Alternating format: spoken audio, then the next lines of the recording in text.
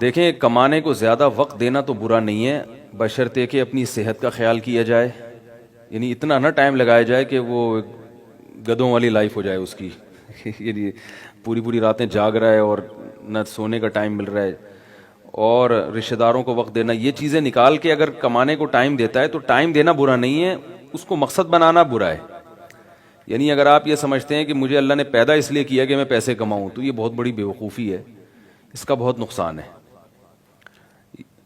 اور اگر آپ یہ نہیں سمجھتے بلکہ اس کو کسی اور چیز کا ذریعہ بناتے ہیں، یعنی آپ یہ نیت کرتے ہیں کہ یار میں پیسے زیادہ سے زیادہ اس لیے کما رہا ہوں تاکہ میں لوگوں کے سامنے بھیک نہ پھیلاؤں اور میں خود لوگوں کے ساتھ تعاون کر سکوں، اپنے رشتہ داروں کے ساتھ، اپنے بچوں کو اچھی تعلیم دے سکوں، اور یہ سب چیزیں آخرت میں میرے کام آئیں گی، تو یعنی مقصد تو ظاہر ہے اللہ نے آخرت بنائی ہے نا۔ دنیا تو یعنی دنیا کی مثال ایسے ہے جیسے دو آدمی دوڑ لگا رہے ہوں اور دونوں کو پتہ ہے کہ ہم جب جیتیں گے نا جس پوائنٹ پہ، تو آگے گہری کھائی ہے، یعنی جیتنے کے بعد ہم نے گرنا کہاں ہے؟ ایک گہری کھائی میں۔ تو جب آپ اس حقیقت پر مطلع ہو جائیں گے تو آپ اس دوڑ میں کبھی بھی شرکت نہیں کریں گے کہ یار اس میں جیتنے کا فائدہ نہیں ہے۔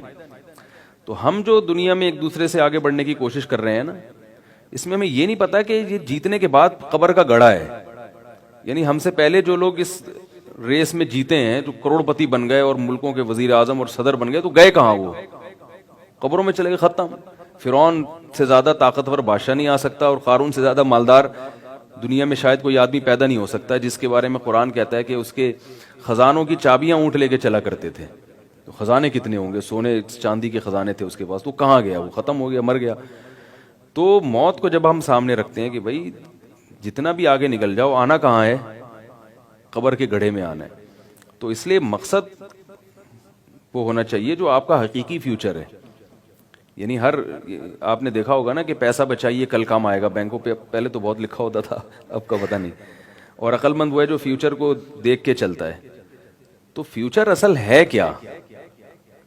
فیوچر تو میں ایک چھوٹا سا چٹکلا سناتا ہوں، پھر وہ سمجھ میں آئے گی بات انشاءاللہ۔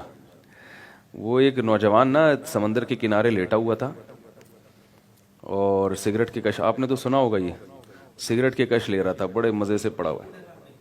یہ میرے سارے بیانات سنتے ہیں اور ریکارڈ نہیں، وہ اس لیے نہیں میں دیکھنا چاہ رہا تھا ان کو یاد ہے یا نہیں نہیں یہ واقعہ ان کو یاد ہے یا نہیں۔ تو وہ سمندر کے کنارے لیٹا ہوا سگریٹ کی کش لے رہا ہے، تو ایک بڑے میاں گزرے، ان کو بڑا ترس آیا کہ یار اتنی نوجوان ہے، اس کی عمر ہے ابھی، اور یہ کیا سمندر کے کنارے پڑا ہوا سگریٹ پی رہا ہے اور وقت ضائع کر رہا ہے۔ تو انہوں نے اس کو سمجھانا شروع کیا کہ دیکھو بیٹا، تم کچھ کر کیوں نہیں لیتے؟ اس نے کہا کہ جی کیا کروں میں؟ کہا کچھ پڑھ لو، میٹرک کر لو۔ پھر میٹرک کے بعد کیا ہوگا؟ 10 سال میں نے میٹرک کیا، پھر کیا ہوگا انکل؟ کہا پھر انٹر کر لینا۔ اس نے کہا اچھا 2 سال انٹر کے لگا لیے، پھر کیا ہوگا؟ اس نے بیٹا پھر B com, B A, B S C کچھ بھی کر لینا، پھر کیا ہوگا؟ پھر ایم ایس سی کر لینا، پھر کیا ہوگا؟ بیٹا پھر جاب تلاش کرنا۔ اچھا جی پھر کیا ہوگا؟ 16 سال لگا دیا آپ نے جی اس میں۔ کہا پھر تمہاری اچھی تنخواہ ہوگی۔ اس نے کہا پھر کیا ہوگا؟ انہوں نے کہا پھر شادی ہوگی، اچھے گھرانے کی تمہیں بیوی ملے گی۔ پھر کیا ہوگا؟ پھر تمہاری اولاد ہوگی۔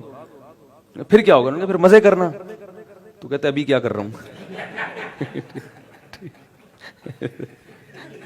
ابھی کیا کر رہا ہوں؟ پھر کہنے لگا انکل ابھی تو میں کیش مزے کر رہا ہوں، آپ جو طریقہ بتا رہے ہو نا اس میں مزے کرکرے ہونے کا بھی بڑا خطر ہے۔ ہر آدمی میٹرک کر نہیں پاتا، پھر ہر ایک انٹر نہیں کر پاتا، پھر اچھے نمبروں سے نہیں کر پاتا، اور اگر اچھے نمبر سے ایم ایس سی یا پی ایچ ڈی بھی کر لیا اس نے تو ہر ایک کو اچھا رشتہ نہیں ملتا، اور بہت سوں کی بیویاں ان کے لیے عذاب جان بن جاتی ہیں، اور پھر جناب اولاد عذاب جان بن جاتی ہے۔ تو یہ پتہ نہیں کہ مزے ہوں گے بھی کہ نہیں ہوں گے۔ وہ تو خیر کسی اور لحاظ سے سوچ رہا تھا، غلط کہہ رہا تھا، لیکن اس لحاظ سے یہ بات درست ہے کہ اگر آپ دنیا کو اپنا ہدف بنائیں گے نا تو یہاں بڑے مسائل ہیں۔ آج ایک شخص آئے مجھ سے ملنے کے لیے، ان کے کسی دوست نے پہلے تعارف کروا دیا تھا، کہہ رہے ہیں کہ یار میں پڑھائی میں پیچھے رہ گیا اور یہ میرا دوست بہت محنتی تھا، یہ بہت آگے نکل گیا، یعنی اسکول کے زمانے سے محنتی تھا، اور ابھی کینیڈا کی نیشنلٹی بھی اس کو مل گئی ہے، اور بہت دنیا میں اس کے سفر ہوتے ہیں، کروڑ پتی آدمی ہے، لیکن بہت ٹینشن میں ہے بیوی بچوں کی طرف سے، اور کہہ رہے میں مزے میں ہوں، مجھے بیوی بچوں کی ٹینشن نہیں ہے۔ تو مجھے وہ بتا رہے تھے کہ یار جو میں نے نہ کچھ پڑھا لکھا نہیں، نہ میں نے محنت کی، مگر میری زندگی میں سکون ہے، اور میری یہ دوست نے اسٹرگل کر کے کہاں تک پہنچ، اس کے بیوی بچوں نے اس کی زندگی کو ایسے عذاب بنایا ہوا ہے۔ تو دنیا کے بارے میں یہ سوچنا چاہیے کہ جو کچھ آپ چاہ رہے ہیں، ضروری نہیں کہ میں یہ نہیں کہہ رہا اسٹرگل نہ کریں، محنت نہ کریں، ہدف نہ بنائیں، دنیا کو ٹارگٹ نہ بنایا جائے۔ جس نے اس کو ہدف بنایا نا، مقصد بنایا، وہ اس کو سکون نہیں ملتا یہاں پہ۔ سکون اسی کو ملے گا جو آخرت کو مقصد بنائے گا، کہ بھئی میں اس لیے ترقی کر رہا ہوں تاکہ مسلمانوں کی حالت اچھی ہو جائے، میری بھی حالت اچھی ہو۔ نبی صلی اللہ علیہ وسلم نے فرمایا جو دنیا اس لیے کمائے تاکہ لوگوں کے سامنے ہاتھ نہ پھیلائے، تو یہ بھی عبادت ہے۔ میں رشتہ داروں پہ خرچ کروں گا، میں اپنا کھاؤں گا، اور میں مسلمانوں کی ترقی کا ذریعہ بنوں گا، یہ نیتیں اگر ہوں گی تو آپ کو سکون بھی ملے گا، اور آخرت میں بھی یہ سب چیزیں۔ اور دنیا جیسے ہمارے سیاست دانوں نے، آپ دیکھ لیں کیا حال ہے، کوئی کہاں پڑا ہوا ہے، کوئی کہاں کیا کیا سوچے تھے انہوں نے، خواب ہوتا کیا ہے۔ اتنا کچھ کرنے کے بعد بھی ٹینشن کے علاوہ کچھ بھی ہاتھ نہیں آیا۔ تو یہ ہے دنیا کی حقیقت۔ کافی ہے میرا خیال ہے۔